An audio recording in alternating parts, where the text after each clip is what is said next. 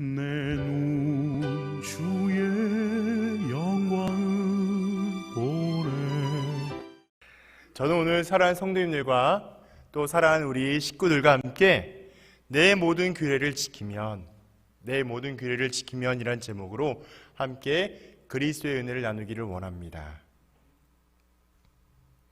홍해로부터 엘림까지의 여정이 소개되고 있는 오늘의 본문, 오늘의 성경은요, 마라 사건으로 아주 유명합니다.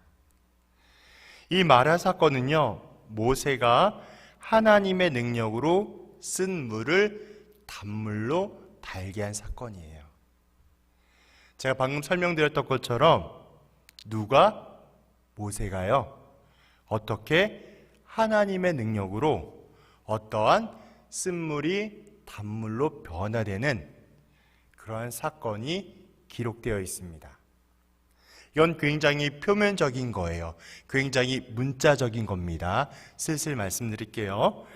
하나님은 쓴물을 단물로 바꾸신 사건을 통하여서 인간 모든 질병으로부터 능히 치료할 수 있는 치료의 하나님, 바꾸어서 여호와 라파의 하나님이라고 말씀하여 주고 계십니다. 이제 이스라엘 백성들은요, 홍해에서 구출되어 마라라는 곳에 도착합니다. 여기에도 깊은 의미가 숨겨져 있는데요, 그 기쁨도 감사도 잠시 뒤로 한 채 자신들의 눈앞에 벌어진 쓴물을 보고 나서야 곧바로 원망과 불평을 나타냅니다. 제가 왜 이렇게 천천히 강조하며 이야기할까요? 이스라엘 백성들은요, 이 마라를 도착하기 전에 어떠한 일이 있었을까요? 우리 성도님들이 너무나 잘 알고 있는 것처럼 이스라엘 백성들은 애굽의 군대에서 바로 눈앞에 죽을 위기를 직면했었어요. 사람들이라면 누구나 이 죽을 위협과 위기 앞에 놓여 있을 때 어땠을까요? 간절했을 거예요. 그리고 가장 이 순간을 잘 넘길 수 있도록 하나님의 도우심을 누구라도 구했을 것입니다. 상상해 보십시오. 그 환경 가운데 우리가 놓여져 있다 한다면 뒤에서 애굽의 군대가 많은 군대를 거스리고 우리를 잡아 죽이려고 하고 있어요. 우리 눈앞에 뭐가 있어요? 바다가 있단 말이에요. 우린 거기 앞에 가면 죽어요. 뒤에도 죽어요. 앞과 뒤가 다 죽는단 말이에요. 이런 상황 가운데 어떤 일이 일어났어요? 하나님께서 모세를 통하여 홍해가 갈라지는 은혜의 역사를 경험하게 하였습니다. 그리고 나서 어떤 일이 벌어졌나요? 홍해가 갈라질 때에 모세를 통하여 많은 이스라엘 백성들이 말도 안 되는 이적을 경험합니다. 바다의 물이 갈라지고요, 그리고 그들은 건너가게 되었어요.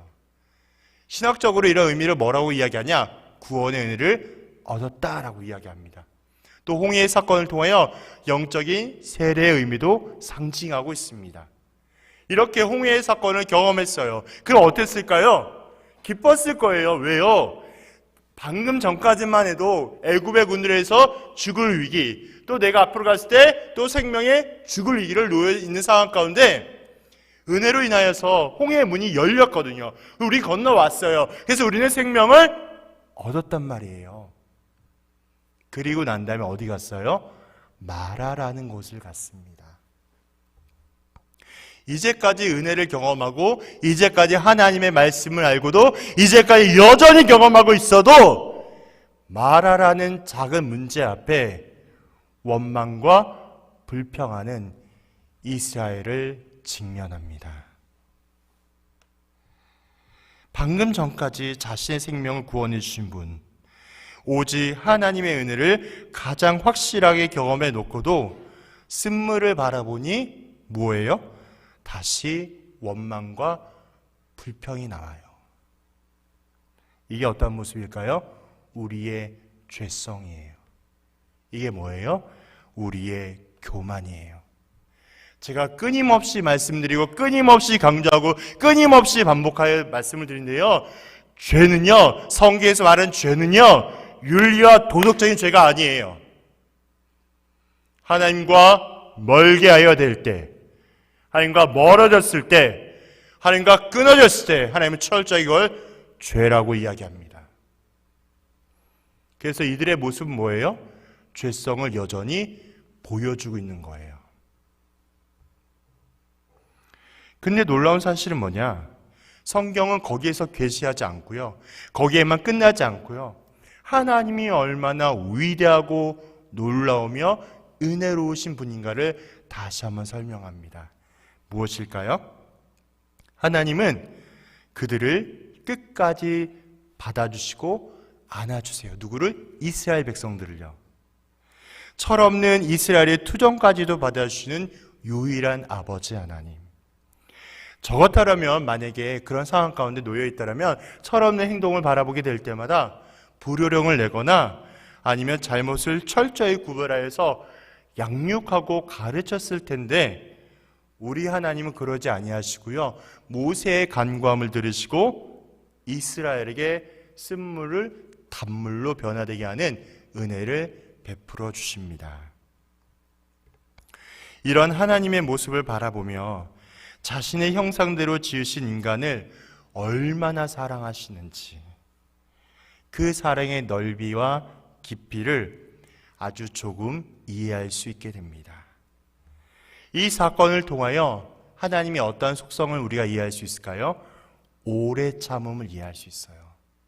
하나님이 우리 인간을 향해서 얼마나 참고 참으시는지, 그 오래 참음으로 하나님의 사랑을 명확하고 분명하게 제시하고 있습니다. 그래서 하나님은 이 오래 참음으로 신실하게 구원의 역사를 완성해 가세요. 한편 하나님은요, 이 마라의 사건을 통하여 하나님의 시험으로 삼으셨던 것 같아요. 어디에서 보면 알 수 있을까요? 오늘 본문 25절을 보면 알 수 있습니다. 잠깐 보겠습니다. 25절이요. 모세가 여호와께 부르짖었더니 여호와께서 그에게 한 나무를 가리키시니 그가 물에 던지니 물이 달게 되었더라. 여기까지는 변화예요. 거기서 여호와께서 그들을 위하여 가로, 어디까지? 그들을까지 가로예요. 그들을 위하여 법도와 율례를 정하시고 그들을 뭐할세? 시험할세. 하나님은 지금 시험으로 이들을 이끌어주고 있음을 우리는 알 수 있습니다. 지금 이스라엘의 믿음 없임을 분명히 드러내고 있는 거예요. 그래서 하나님은요, 어떠한 순간에는 하나님의 뜻과 계획에 따라 무조건적인 은혜를 베풀어 주지 않으십니다. 법도와 율례를 정하시고 더욱 도덕적으로나 신앙적인 측면에서 성숙하며 성장할 것을 요구하고 거룩한 아버지 하나님의 뜻을 밝혀주십니다. 만약 이스라엘이 귀를 기울여서 듣고 그 규례를 지켜 순종하게 된다면 애굽에서 이스라엘이 경험한 어떤 질병도 내리지 않겠다고 약속하세요. 즉 질병까지도 관리, 통제하시는 치료의 하나님임을 명확하게 선언하고 있습니다. 이렇게 하나님의 약속의 증거로서 이스라엘이 엘림에 이르게 되었을 때에 물이 가득한 샘과 종려나무까지 발견하게 하셨습니다. 이것은 말의 쓴물에서 원망하는 것을 완전히 해결하고도 남는 풍성한 것이에요. 그 말씀이 27절에 나와 있습니다. 하나님은요, 마라의 쓴물을 통하여 이스라엘을 실족 혹은 사망에 만들려는 시험이 아니라는 겁니다. 제가 우리 성도님들에게 여러 번 말씀을 드렸지만 하나님께서 사랑하는 자녀에게, 백성들에게 시험과 훈련을 두 가지를 보여주세요. 무슨 말이냐? 시험은요, 하나님께서 허락하신 어떤 의미와 역할이 아니라요, 하나님과 가까이 하고자 할 때에 사탄의 괴략으로 인하여 하나님과 멀어지게 만드는 걸 우리는 시험이라고 설명합니다.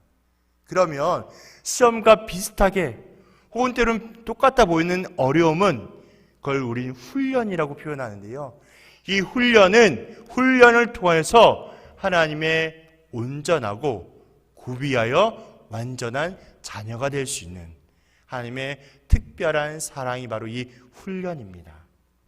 그래서 여기에 나와 있는 표현처럼 시험이라는 단어를 사용하였지만 하나님은 이 일들을 통하여 하나님의 맞춤형 훈련을 하고 계심을 기억하셔야 해요. 그래서 방금 말씀드린 것처럼 마라의 쓴물을 통하여서 백성을 실족하게 만드는 것이 아니라 그들을 연단하여 훈련하여 담대한 하나님의 백성으로 세우기 위한 맞춤형 훈련이라는 사실을 기억하시면 되겠습니다. 결국 시험은 시험이 아니라 훈련이었음을 깨닫게 되는 것이죠. 결국 오늘의 본문을 통하여 하나님을 오해하시면 안 돼요. 하나님은 어떠한 조건으로 내세워서 택한 백성을 버리고 힘들게 만들며 사망에 이르게 하는 존재가 하나님이 아니라는 거예요. 제가 처음에 말씀드렸던 것처럼 표면적으로 문자적으로 홍해를 건너왔더니 이 쓴물을 통해서 우리로 하여금 죽게 만드는 거구나, 우리 힘들게 하는 거구나 라고 잘못된 해석과 또한 적용을 하시면 안 된다는 것이죠. 하나님은 시험, 훈련을 통해서 택하신 백성들을 훈련하게 만들어주시고 성장하게 하십니다. 그러므로 성경을 통해서 치료의 하나님, 모든 병이 다 낫는다, 손만 얹으면 못 고칠 병이 없다는 식으로 결과에, 성과에, 열매에 집중하면 안 된다라는 말입니다. 자기만의 왜곡된 해석과 적용은 결국 말씀이 교환하고 있는 중심과 뜻을 구별하기도 어렵고 오해하며 잘못된 길로 빠지게 만들기 때문에 그렇습니다. 분명 우리 하나님은요, 못 고칠 병이 없으세요. 우리 하나님의 그 능력과 위대함은 세상 그 어떤 무엇보다도 비교할 수 없을 만큼 영광스럽고 존귀한 건 사실입니다. 하지만 더 중요하고 잊지 말아야 할 것이 있어요. 무엇이냐? 깨끗하게 치료되고 남의 은혜를 있는 것보다, 즉 결과와 열매를 주목하기보다 그것을 이루시는 하나님, 그것을 완성해 가시는 하나님께 먼저 집중해야 합니다. 무슨 말이에요? 말씀이 육신이 되어 우리 가운데 거하신 아버지 하나님의 말씀에 집중하셔야 합니다. 내 병에, 내 질병의 치유와 필요한 것을 구하는 것 너무나 중요해요. 전 이것을 뭔가 다른 것보다 비교하여서 가볍거나 안 좋다고 평가하고 싶지는 않습니다. 너무나 중요합니다. 그런데 그것보다 더 중요하고 그것보다 더 급한 것이 있어요. 그건 뭐냐? 이 일을 행하시고, 이 일이 구원의 일이에요. 이 일을 행하시고 완성하시는 하나님께 집중하셔야 돼요. 그래서 이 질병 가운데 모든 가정을 간섭하시고 섭리하시는 하나님의 은혜를 기대하셔야 합니다. 하나님께서 내 어려움과 부족함을 아시고 또한 채우심을 기대하며 나아가야 합니다. 그 마음과 정성을 다하여 다시 한번 말씀 앞에 더 가까이 말씀 성경 앞에 나아가셔야 해요. 먼저 살아 역사하시는 하나님의 말씀을 읽고 듣고 집중할 때에, 그 말씀대로 살아가고자 결단하고 선포할 때에 하나님은 성령을 통하여 우리에게 깨닫게 하시고 구별하게 하여 주시고 순종하도록 도와주세요. 믿으십니까? 성령께서 깨달음으로 우리는 순종할 수 있어요. 우리 성도님들이 헷갈려하거나 착각하는 것 중에 하나가 뭐냐? 은혜로 구원의 은혜를 얻게 되었는데 순종하는 것조차도 내 의지와 노력을 한다고 생각하시면 결코 안 돼요. 제가 방금 말씀드렸던 것처럼 하나님은 우리를 너무나 사랑하셔서 우리를 포기할 수 없으시기 때문에 성령을 통하여 아버지 하나님께서 원하시는 그 길, 그 자리로 갈 수 있도록 도와주십니다. 그럼 우리 뭐 해야 돼요? 성실히 살아가면 돼요. 내게 주신 일상을 감사함으로 여기며 최선을 다해 살아가는 것입니다. 기도하고 말씀 보고 성경 앞으로 가고 전도하고 선교하고 주의 일에 힘쓰고 우리의 우선순위가 오직 십자가와 부활을 향하여 매달려 나아갈 때에 하나님 우리를 자연스럽게 성화의 삶으로 인도하세요. 어떻게? 성령을 통하여. 우리의 노력이 아니라, 우리의 의지가 아니라, 우리의 지식이 아니라 성령을 통하여 우리를 만져주십니다. 뭐가 중요할까요? 먼저 말씀을 집중하여 읽으십시오. 말씀을 집중하여 주목하십시오. 이게 중요합니다. 그리고 그렇게 말씀을 읽고 들었을 때 읽고 들은 말씀을 통하여 깨달음의 은혜대로 살아내셔야 해요. 살아주세요가 아니라요, 살아내주셔야 합니다. 의로운 행동, 순종의 발걸음을 걸어갈 수 있도록 성령님의 도움을 구하면 됩니다. 내 지혜와 힘으로 도저히 할 수 없기 때문에 하나님의 지혜와 성령의 도움만이 가능합니다. 그래서 모든 질병을 치료하시는, 가장 완벽하게 회복하게 하여 주시는 하나님만을 경험할 수 있습니다. 우리 성도님들 꼭 기억해 주세요. 질병을 주관하시는 하나님께서 내 상황을 누구보다 잘 아시고 살펴주시며 인도하심을 기억하면 좋겠습니다. 그래서 우리는 날마다 뭘 기억하냐? 십자가를 기억하는 거예요. 나를 위해 죽으시고 부활하사 나에게 영원한 산소망이 되어주신 예수의 십자가, 그 십자가를 기억하고 십자가를 붙들고 나아갈 때에 우리의 영성은 다른 것에 있지 않고요, 십자가를 기억하면 성령께서 나를 도와주셔서 십자가의 은혜대로 살아가도록 인도해 주십니다.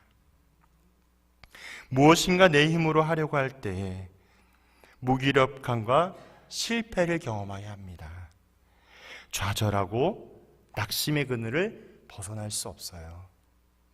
하지만 모든 것을 하나님께 맡기고 하나님의 말씀, 성경에 집중하며 성령의 도우심을 구하게 될 때는 전혀 예상할 수 없는 능치 못한 하나님을 만납니다.